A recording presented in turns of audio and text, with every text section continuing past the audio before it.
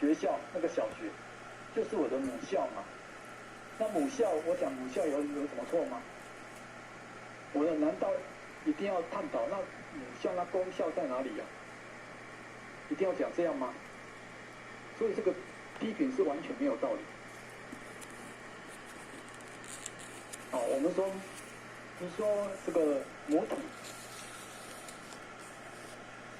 体难道还要说公体吗？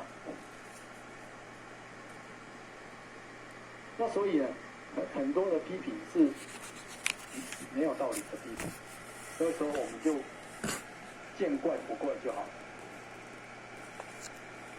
那他说一点真理鸿蒙开呀，一点真理啊，那可见呢，我们这一点真理呢，来自于老母。那这个老母呢，是同时具足在每一个众生的身上。那所以每一个众生呢，都是老母的分离。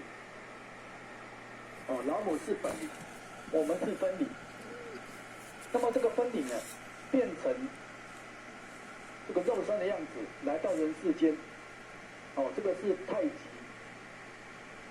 无极动而有太极。